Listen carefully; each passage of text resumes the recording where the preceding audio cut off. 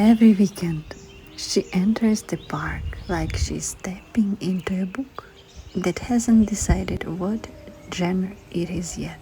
The girl always says she's just taking a walk, but the trees know better.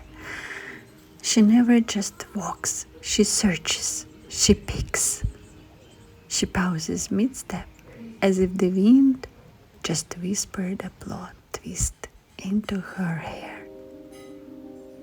There are dogs, there are people, there are flowers, there are trees. They've seen everything. Love stories, breaks up, pigeons committing questionable crimes, or boats on the lake and romantic couples, beautiful and mysterious sky. She slows down just to watch, just to admire. She slows down between the trees, tilts her head, and looks up, like she is expecting the leaves to confess something important.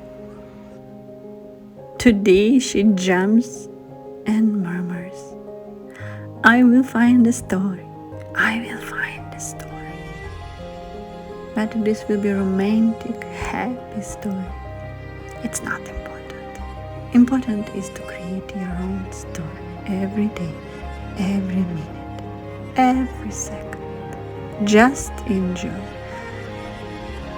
the trees, the lake, the leaves, the jumping sunlight.